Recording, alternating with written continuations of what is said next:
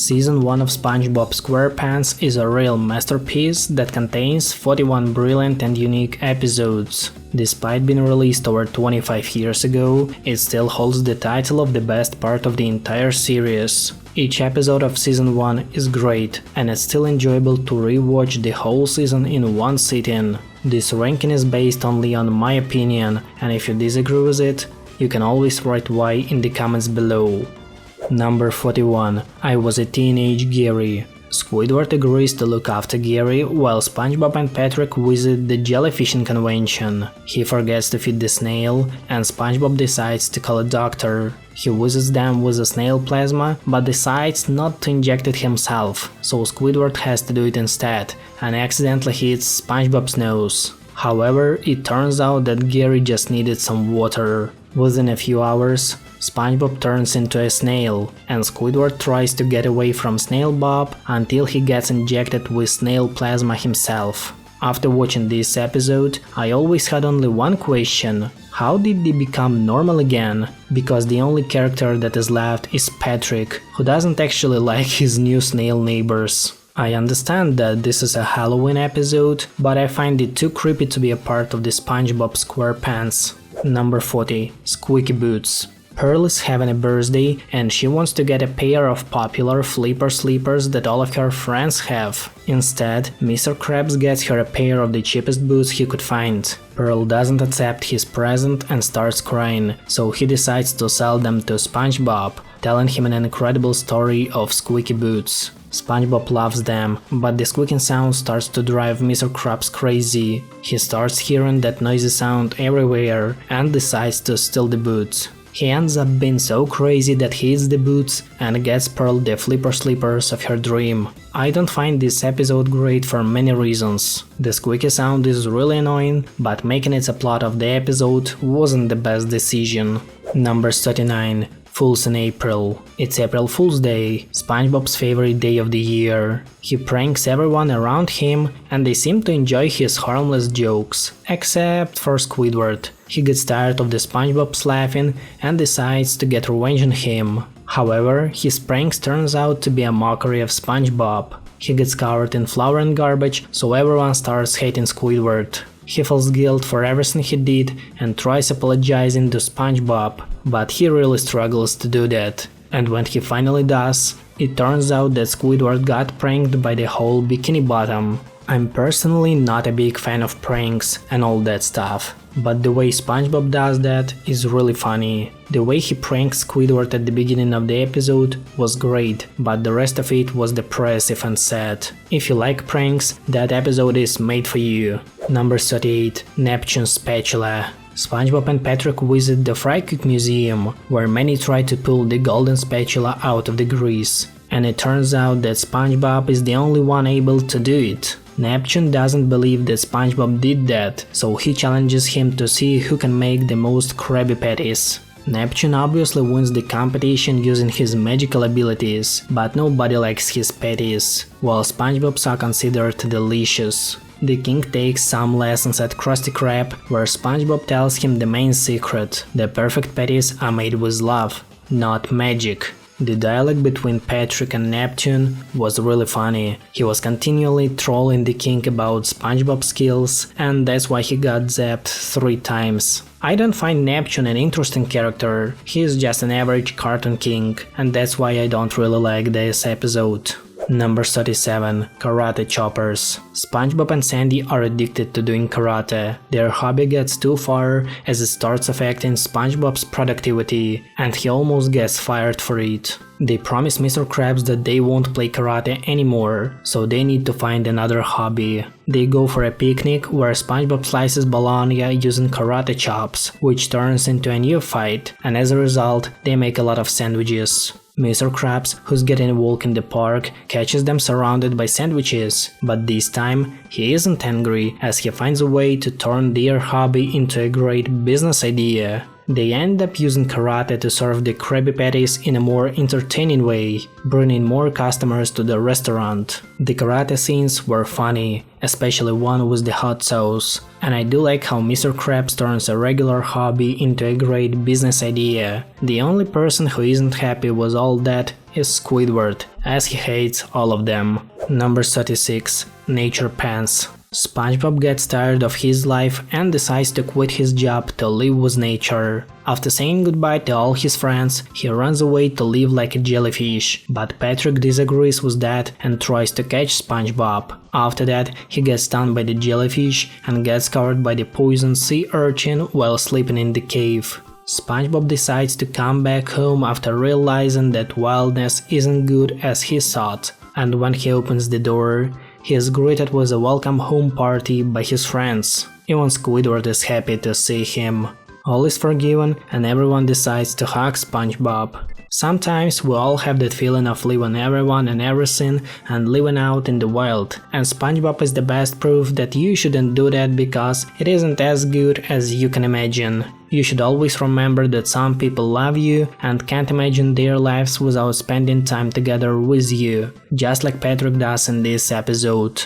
Number 35. Walking Small. Plankton wants to build a mega bucket restaurant and demands everyone to leave, but nobody pays attention to it because he's too small to be heard. So Plankton decides to use SpongeBob to get everyone out of the beach by teaching him how to be assertive. SpongeBob fails to do that and Plankton decides to abandon that idea. However, he promises to try again and Plankton agrees. He forces everybody to get off the beach and then realizes Plankton's real intentions, which upsets him. SpongeBob decides to undo the actions that led everyone to leave the Goo Lagoon. All is forgiven and the beach is crowded once again. Despite making all the bad scenes, Plankton has a good point in this episode. You shouldn't let people act like nothing with you, because if you do, you will be in a SpongeBob-like situation where other people act rudely with you. Number 34. Mermaid Man and Barnacle Boy 1. SpongeBob and Patrick are big fans of those superheroes and want to see them fighting crime, without realizing they retired many years ago. They come up with a plan to convince a crime in front of them to force superheroes to leave their retirement. Obviously, the plan fails, but they still manage to bring them out of the retirement to get rid of SpongeBob and Patrick. Eventually, a new show is created where superheroes play checkers, and SpongeBob likes it even more than the previous adventures. I think it was a good introduction to Mermaid Man and Barnacle Boy, and I do like this plotline. Superheroes with typical elderly problems. That's funny. Number 33. Scaredy Pants. It's Halloween, which means that SpongeBob is terrified of everything, and even Patrick scares him, so he wants to change that and become scary. SpongeBob decides to put on a ghost costume, but it fails to terrify anyone. Patrick wants to help him, so he shaves SpongeBob's head so they can go to a Halloween party in Krusty Krab's. But here, they fail to scare anyone because of the jellyfish. But when the Flying Dutchman arrives and takes off the costume, everyone runs away as they see SpongeBob's brain. I honestly love Patrick in this episode for being such a hilarious character who wears a funny costume not even knowing who is he. And also Squidward looks great in his Flying Dutchman costume. Number 32. The Chaperone. Pearl is crying because she has no one to go to prom with, so Mr. Krabs suggests she takes SpongeBob, but Pearl wants someone long, tan and handsome, so he decides to become the guy of her dreams. SpongeBob makes some artificial leg extensions, dresses up and grows the hair he never had. They go to prom, he breaks everything, but Pearl still enjoys his company. The way how SpongeBob responsibly took these tasks deserves mentioning. He puts a lot of effort into trying to impress Pearl and make it the best prom in her life. He made a great and remembering evening out of the boring event with no expectations. Number 31. Plankton. It is the first appearance of the main Mr. Krabs competitor, Plankton, who once again tries to steal the secret formula, but eventually gets caught and flings back to Chum Bucket. He decides to become friends with SpongeBob, but that doesn't work, so when he goes to sleep, Plankton takes control of his brain to finally get the secret formula. He takes SpongeBob to Krusty Krab to steal a Krabby Patty and then returns to Chum Bucket to analyze the ingredients. Fortunately, Plankton gets hungry and decides to eat Krabby Patty instead and falls into the analyzer, trapping himself inside the computer. One of the main reasons I like the first season of SpongeBob is Plankton and his manipulative and sometimes really smart attempts to steal the secret formula. As a character, he opens from different sides, and I find it really cool how greatly he understands SpongeBob, what he likes and what he wants. This time, he was really close to revealing the secret formula. Number 30. Muscle Bob Buff Pants. SpongeBob wants to become big and strong, but he doesn't know how to do it right, so Sandy comes to help him and they start training together. She doesn't understand that SpongeBob isn't ready for such training, and that's why he runs away from her. Tired of exhausting training, he orders anchor arms from the TV show to impress his friends. After going to the Muscle Beach and showing his new impressive physique, he demonstrates the secret workout, and Sandy decides to sign them up for the anchor throwing competition, and that is the moment when he gets exposed. The lessons of this episode are quite simple. Don't try to pretend to be someone you are not, and it's always hard to achieve significant results. I like the plot and the morality it teaches, but the episode doesn't fit with the SpongeBob's character. As for me, the episode lacks some charm, location and characters. Number 29. Mermaid Man and Barnacle Boy 2. SpongeBob wins the conch signal that superheroes used way back in their best days. He blows into the shell, and Mermaid Man with Barnacle Boy arrives at his pineapple house. They warn him to use the signal only for major emergencies, but SpongeBob calls them anytime he wants to, just to do some housework. Barnacle Boy gets fed up with it, so he takes the shell away from SpongeBob and instead suggests he spend one day with them. They do various activities and then arrive at the diner, where the superheroes decide to ditch SpongeBob. Outside, however, they get attacked by the Dirty Bubble, and SpongeBob saves them by asking the Dirty Bubble for his autograph. I liked this episode much more than the first one because here we see some more Mermaid Man and Barnacle Boy stuff and one of the main antagonists, the Dirty Bubble. I wish they added Patrick to this episode because it feels a bit empty without him.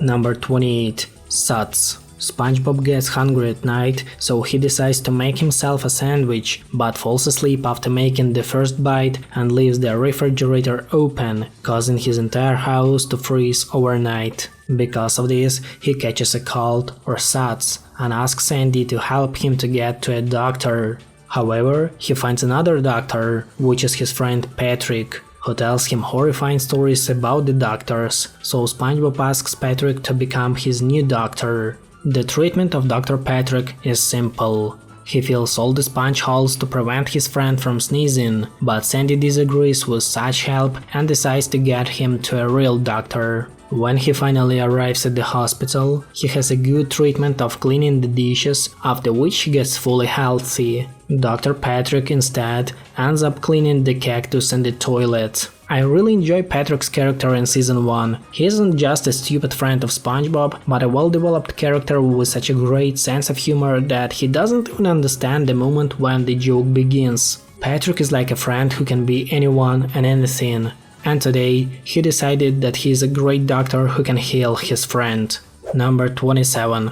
Pickles. Bubble Bass comes to Krusty Krab and makes a complicated order. He points out that SpongeBob forgot to put the pickles into Krabby Patty. SpongeBob becomes so horrified that he slowly loses his mind and completely forgets the Krabby Patty recipe. Mr. Krabs helps SpongeBob to get his mind and confidence back, and once he does, Bubble Bass comes back, but this time SpongeBob understands that he is hiding the pickles below his tongue, and he didn't forget to put them previously. It's one of the few popular episodes that doesn't seem so special to me, but I probably understand why people like it. If you want to see a broken person, this episode is made for you, as SpongeBob gets fully lost after the shocking loss to the Bubble Bass and Krusty Krab. Just be confident and believe in yourself and what you do so you won't get stuck with the same problems as SpongeBob.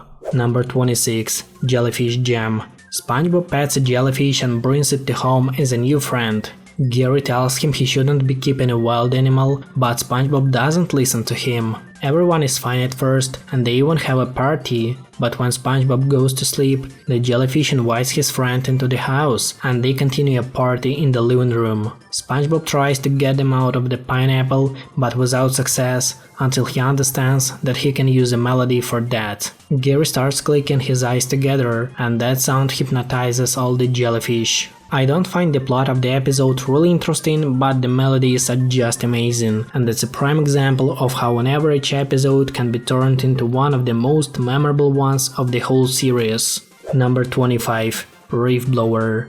The only episode in the series where there is no dialogue between the characters. So Squidward goes outside and kicks the shell out of his lawn to make it perfectly clean. But SpongeBob sees that and decides to take his reef blower to get rid of it, and accidentally starts sucking the entire ocean, but the reef blower explodes, causing the tiny shell to fall on the Squidward's nose. Despite having no dialogue, the episode was great and I really enjoyed the experimental moments. It's short, it's simple, and it has no dialogue, but that's not the reason for episode not to be great. SpongeBob was having lots of fun and Squidward was annoyed by him. The undying classic. Number 24. Ripped Pants. SpongeBob and Sandy are spending time together at the Goo Lagoon, and Lobster Larry comes to them and suggests lifting some weights with him. Sandy and Larry do some impressive weight stunts, while SpongeBob tries to pick up a stick and accidentally rips his pants. He likes the ton of attention he gets and starts repeating the same joke over and over.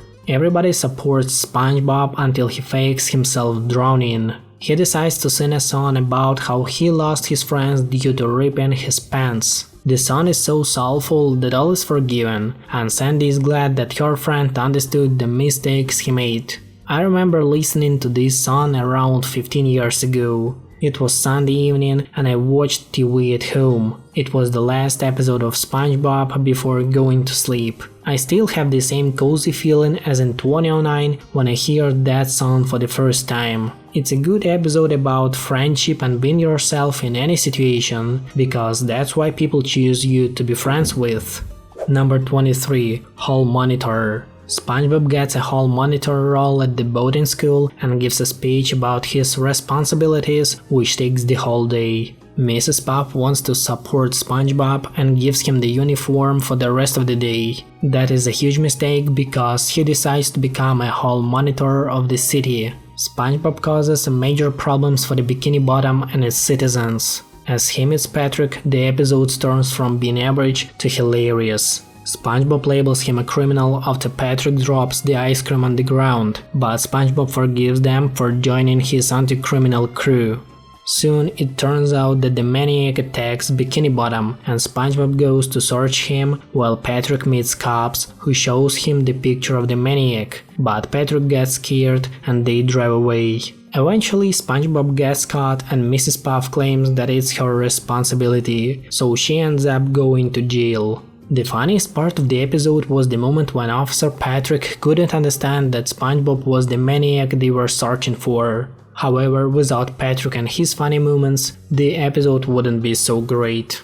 Number 22. Help Wanted. The very first episode of the series. SpongeBob is ready to become a new employee of the Krusty Krabs, but he can do it only if he finds a hydrodynamic spatula with port and starboard attachments and turbo drive. Somehow he finds it in the local bargain mart, saves Squidward and Mr. Krabs from the hungry anchovies, and becomes a part of the Krusty crew. This is an amazing introduction to the series, as it includes all the important characters of the show and is based on the important plot of the cartoon, the Krusty Krab restaurant. We see a goofy and supportive friend Patrick. We also stick with Mr. Krabs and his love for money, and Squidward, SpongeBob's favorite neighbor who finds him annoying and doesn't want to work together with. Number 21. Employee of the Month. SpongeBob is proud of being the Employee of the Month 43 times in a row, but Squidward tells him it's a scam and a waste of time. SpongeBob wants to prevent Squidward from winning the competition, so he decides to break his alarm clock to make sure that he wins the award.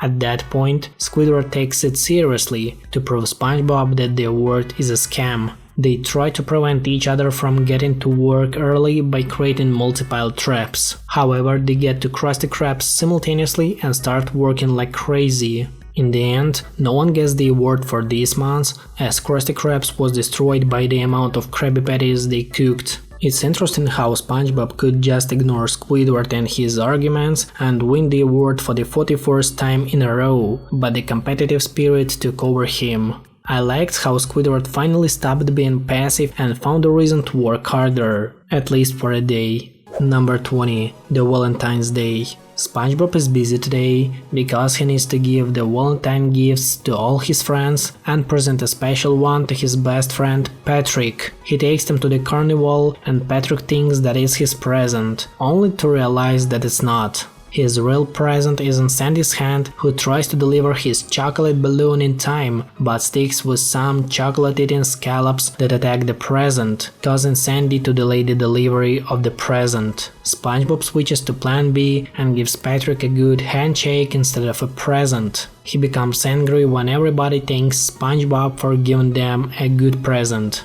Consumed by anger and jealousy, he starts attacking everyone and everything he sees. Everybody gets scared of Patrick, but here comes Sandy with his present, and Patrick calms down. He gets excited and jumps on the balloon, only to pop it because it's empty inside. I definitely understand Patrick and his anger and jealousy, because SpongeBob is his best friend, and he expected to get something special, not just a regular handshake. The conflict between the main characters is perfectly shown, that's why I like this episode so much. Number 19. Boating School. SpongeBob wants to finally pass the driving exam, and in order to do that, Patrick suggests helping him by putting a radio in his head to give him some advice during the practical part.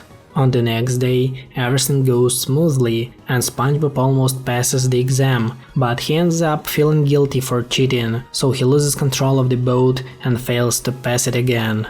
I was honestly shocked by Patrick's intellectual abilities in this episode, as he's able not only to pass the exam, but also help SpongeBob to do that. Sometimes I think that Patrick is just plain dumb while being more confident and smart than SpongeBob. I guess we will never find out the answer to this question. Number 18. Fun. Plankton tries to steal a secret formula, but fails once again. SpongeBob feels sorry for him as he believes that Plankton is evil because he has no friends, so SpongeBob becomes friends with him and they spend a lot of time together doing various activities. Mr. Krabs exposes Plankton and they find the Krabby Patty in his pocket. SpongeBob realizes that Plankton used him only to steal the Krabby Patty and they never have a friendship. This is my favorite episode that is based around Plankton and his plans to steal the secret formula, as here he's shown from different sides, so we can't even doubt his badness and evil intentions. But Mr. Krabs knows Plankton too well to believe him, and that accuracy saves the secret formula from being stolen. Number 17. Jellyfishing. That episode makes me smile every time I watch it. SpongeBob and Patrick suggest Squidward go jellyfishing with them, but Squidward doesn't want to do that and pretends that he has other plans. So because of the small jellyfish, he falls down the cliff and becomes wheelchair bound. When he comes home, SpongeBob and Patrick try to entertain him, but that doesn't go well, so they decide to go jellyfishing together with Squidward. Patrick tries to give him a net, resulting in huge pain for Squidward. He finally catches the jellyfish and smacks his net over a giant one, which causes even more pain to Squidward. When he comes back home again, Patrick and SpongeBob gift him a jellyfish that Squidward previously caught, and he decides to release it to give them a lesson. As Squidward's laugh, the giant jellyfish comes back and stings him again. What a hilarious episode that combines so many different emotions, from sympathy to Squidward to laughing out of the welcome home scene. Number 16. Home Sweet Pineapple. A crowd of hungry nematodes suck up SpongeBob's pineapple, leaving him without a home. He tries rebuilding his house with Patrick, but that doesn't work out. Leaving nowhere to live, SpongeBob is forced to move back to his parents and buries the pebble, not realizing that it is a seed. His tear helps to grow a brand new pineapple so he doesn't have to move back to his parents. That is a really sad episode. I remember crying while watching it for the first time when I was a kid. I was so glad to see that his pineapple came back and everything was good again. It also shows how important it is to have your own home, because even the best friend's house is still not yours. That is a good reminder to appreciate all the things you have. Number 15. The paper. I didn't understand that episode as a kid, but when I grew up, I fully realized its meaning and lessons. So Squidward throws away a gum wrapper and SpongeBob asks if he can take it. Squidward tells him that he can keep it forever and that he will never ask to return it back. SpongeBob starts having fun with it, finding various ways to entertain himself. Squidward watches him and gets more and more interested in that piece of paper for himself. He tries to take it back, but SpongeBob fulfills the promise he gave to Squidward and doesn't allow him to take it back. He gets so obsessed with the idea of returning a wrapper that he ends up giving everything he has, even his brown t-shirt. SpongeBob can't resist that and gives the paper back to him. Only after that Squidward realizes that the deal isn't in the piece of paper, the deal is in SpongeBob's pure imagination. It teaches us that having fun and especially enjoying life is only in your head, and only you can find the reason to be happy or enjoy simple things like playing with a piece of paper.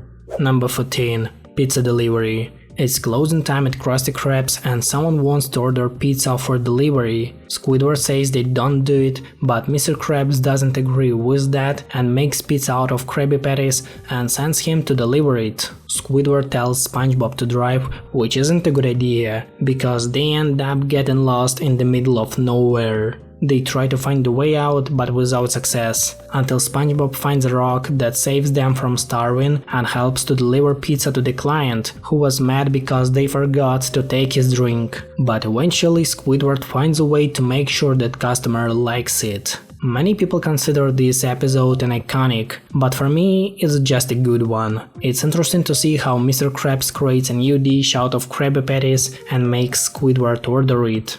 I was so glad to see the revenge at the end of the episode when Squidward throws pizza in the client's face because he made SpongeBob cry. Number 13. Sandy's rocket. I was laughing a lot while rewatching that episode. Sandy builds a rocket to fly to the moon and agrees to take SpongeBob with her. Patrick finds out about that and suggests SpongeBob to go and check the rocket. Accidentally, SpongeBob pushes a button to launch the rocket and they fly into space. They think they landed on the moon, but actually come back to Bikini Bottom. Previously, Patrick convinced him that the aliens inhabit the moon, so now it's time to hunt them. They catch everybody in Bikini Bottom and try to get home, only to realize that those aliens are their friends and they are stuck on the moon. This episode is brilliant, and so are the jokes and gags. Looking at how Patrick convinces SpongeBob to get into rocket and push every single button put a huge smile on my face. The episode's top moment is when they get to Squidward's house and SpongeBob claims him disgusting and they get his tentacles all over their costumes. Number 12. Arr. SpongeBob and Patrick are playing a treasure board game in Krusty Krab's and Mr. Krabs decides to join them. He gets so addicted that he wins them 17 times in a row and even comes to SpongeBob's house to play it again. On the next day, they decide to go on a treasure hunt, but Captain Krabs doesn't show them a map. After traveling for a while, SpongeBob and Patrick realize that this is a map from their board game, which is taped to a piece of paper, but they manage to find the real treasure. The Dutchman takes it, but leaves a small reward for SpongeBob and Patrick for digging out his treasures, while Mr. Krabs is left with a tiny plastic treasure chest. I like the concept of the episode, and seeing SpongeBob and Patrick trying to act like pirates is so comical. However, every time I watch it, I have a feeling that it misses something, probably a better developed adventure part. Number 11. Tea at the Tree Dome. In this episode, we meet Sandy for the first time when she saves SpongeBob from a giant shell. They become friends and she invites him to visit the tree dome. SpongeBob doesn't know that he can't breathe without water, but Patrick tells him to stay polite and put his pinky out, only to come to Sandy's house and start choking due to lack of water as well. When Sandy comes, she becomes shocked as both of them are dried up, but she quickly finds a way to save her new friends. This episode grows in quality with each minute it goes. I love how Patrick tries to give his friend a piece of advice and supports him until the end, and I also enjoy SpongeBob in this episode, as it shows us his character from a new perspective. Number 10. Bubble Stand. SpongeBob builds a bubble stand where he sells bubbles for 25 cents. First, he teaches Patrick how to blow a bubble, and then Squidward joins them. He wants to prove that he can blow a better bubble than SpongeBob, but struggles to blow even a small one. Only after repeating SpongeBob's technique, he makes a giant bubble that comes back and picks up his entire house, which flies away into the sky.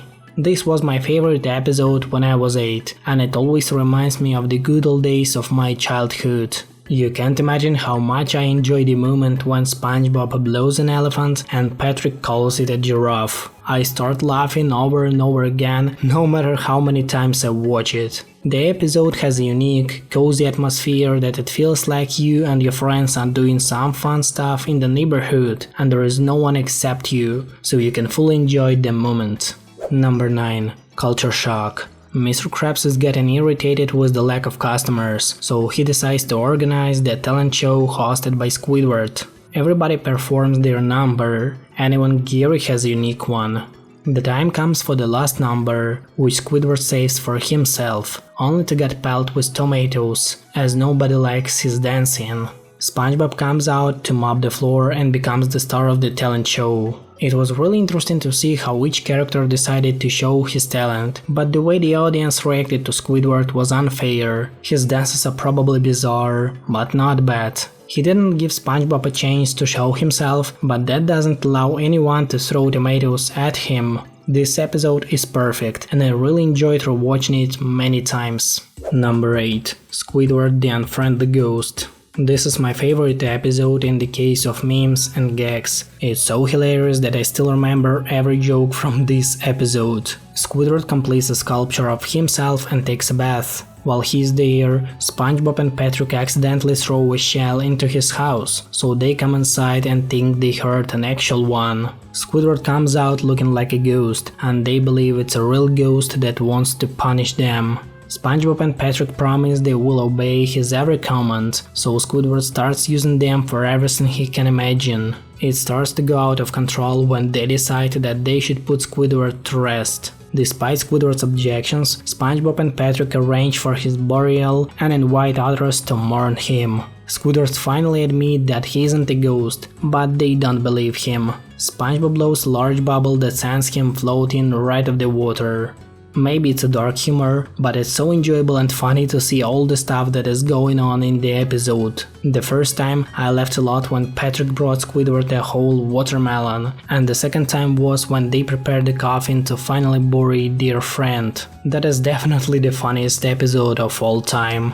Number 7. The Opposite Day. Squidward decides to move out of the Bikini Bottom, but worries that his house won't be sold because of SpongeBob and Patrick's neighboring. On the next day, before the realtor arrives, he tells SpongeBob that it is an opposite day and everyone must act opposite to how they usually do. Everything goes fine until they pretend to be Squidward. When the realtor shows up, she gets to know 3 different Squidwards and leaves after meeting the 4th one. It's interesting to see how SpongeBob and Patrick understand the opposite day and behavior, so they decide to become Squidward. Does that mean that they are opposite to Squidward? And also, Gary Squidward is the best Squidward. He made me laugh a lot. Number 6. Hooky. Mr. Krabs runs into the Krusty Krabs to warn everybody about the return of Hooks. SpongeBob is confused, so he tells him that he will die and turn into a tuna can if the hook catches him. While SpongeBob's working, Patrick tells him about the carnival he recently found, which is hooks that Mr. Krabs previously told SpongeBob about. They play with them for the whole day, and Mr. Krabs catches them and forbids to do that again. Of course, none of them listens to him, and on the next day, SpongeBob gets hooked by Squidward, while Patrick turns into a tuna can. This episode is so well connected, with each part being a logical conclusion of the previous one. Patrick is just Patrick, an awesome character who always provokes SpongeBob to do the funny and forbidden stuff. By the way, this episode gave us a ton of gags and created so many different memes for people of all ages. Number 5. Rock Bottom. SpongeBob and Patrick want to get home after spending the whole day in Glove World, but they pick the wrong bus and end up in Rock Bottom. It's a creepy place inhabited by strange, deep-sea animals that don't even talk normally. Luckily, Patrick gets on a bus, but SpongeBob misses it. He tries to catch it again and again, but without success. SpongeBob gets feared and almost loses hope of getting home, but Stranger decides to help him and blows up his balloon so he can return to Bikini Bottom. This episode gives such a unique feeling of darkness that no other episode could ever repeat. The Rock Bottom is the place you want to leave as fast as possible. It's an amazing aesthetics of deep and dark ocean with its unique inhabitants. I also want to know what happened with Patrick, as at the end of the episode he decides to go back to Rock Bottom to save SpongeBob. I wish he had found a way to come back home. Number 4. Texas. Sandy feels a little homesick and decides to leave Bikini Bottom to move back to Texas. SpongeBob and Patrick try to convince her to stay, but that doesn't stop Sandy, so they decide to make fun out of Texas, with Patrick claiming that the people of Texas are dumb. This makes Sandy feel really angry, so she starts chasing SpongeBob and Patrick, only to find out about the Texas party in Krusty Krab's. She realizes that home isn't about barbecues or pecan pies, but how much her underwater friends care about her and that Bikini Bottom has become her true home, so she decides to stay. This episode brings so many different emotions, reminding some people of their own stories, as not everyone lives at the place where they were born, and someone might miss their hometown or country. There is also a great side of the episode, an iconic SpongeBob's Texas joke, and Patrick's trolling of Texas and its citizens. Number 3. Naughty Nautical Neighbors. SpongeBob and Patrick are having a good time sending messages with bubbles. Squidward gets annoyed with that and decides to send his own offensive messages, which makes the best friends hate each other. Squidward thinks his plan is working, but he actually creates even more problem for himself. Now, both Patrick and SpongeBob want to become his best friend. He tries to spend some time together with each of them, but it doesn't go really well. Seeing all the mess he created instead of peace and quiet, Squidward realizes that he needs to reunite SpongeBob and Patrick. He invites them to a dinner party and suggests drinking some soda. Squidward leaves to buy some more, and after a lot of burping and laughing, they destroy Squidward's house and become best friends once again. I always liked that episode for its simplicity and coziness. It includes only 3 main characters and the street where they live. Sometimes it's really hard to understand the consequences of your actions, especially if you want to break up the friendship between SpongeBob and Patrick. Squidward, who wanted to eat his cake in the backyard in peace and quiet, became an object of jealousy. It was also the first and the last time we've seen a backyard of these 3, as this concept will be lost later. And Patrick, he's just perfect as always. Number 2. Sleepy Time. SpongeBob gets kicked out of his own dream and decides to visit everyone else's. Gary is in library, and it turns out that he's a great intellectual who explains to SpongeBob the philosophy and meaning of dreams. Patrick rides a horsey in an empty world and runs out of quarters. Squidward is playing a clarinet for a king in a theater. Sandy is skydiving. Pearl is having a tea party with her animal plush friends, Mr. Krabs is fishing for money, and Plankton is a giant monster that is destroying the Bikini Bottom. Everybody comes to SpongeBob to tell him not to intervene into their dreams, except for Patrick, who comes to ask for a quarter. This is such a great episode as it includes all the main characters and gives everyone enough time to show their dreams. Some of them are pretty obvious, while others are unexpectedly cool. I would like to visit Gary's dream as it impressed me the most. An intellectual guy who is philosophically talking about dreams, explaining their nature and meaning. That's what I need. This is definitely one of the greatest episodes of all time. Number 1. SB129, the philosophical episode. Squidward gets stuck in the freezer for 2000 years trying to escape from SpongeBob and Patrick. He ends up living in the future, where everything is made out of chrome. There, he meets Spongetron, who helps him escape the future by showing a time travel machine. Squidward wants to go back in time when there was no SpongeBob and appears in the prehistoric Bikini Bottom. Suddenly, he meets the primitive SpongeBob and Patrick and decides to teach them jellyfishing. Soon he finally starts playing the clarinet, which angers his prehistoric friends. He comes back to the time machine and gets to the world of emptiness. Squidward is glad to be finally alone, but just for a few minutes, as he gets scared of this creepy world. He asks the time machine to take him back to Bikini Bottom, SpongeBob and Patrick, and luckily it returns him back right to his home where SpongeBob and Patrick are waiting for him. This is such a mysterious episode that I can make at least a few videos about its philosophical meaning. Squidward was beyond the life and death for a few times, with some moments being creepy as hell. We get the pure understanding of being scared of the future in which you don't find yourself, just like Squidward does after appearing in the futuristic Bikini Bottom. The episode is full of creepy moments that explain to us the darkness of the time and the meaning of emptiness. Every time I watch it, I find new scenes to think about. This is the best SpongeBob episode of all time, and it deserves even more attention than it actually has. Season 1 of Spongebob Squarepants takes a special place in my heart. It gives such a diverse range of emotions and important life lessons that it's hard to understand this cartoon after watching it for the first time. It has gone over 25 years since it was released, and that is a lot. I watched season 1 at the different stages of my life, and my understanding of it grew up simultaneously with me. It is so well developed that it's interesting to watch this series at 5, 10 and 20 years old, and each time you find a reason to love this show even more.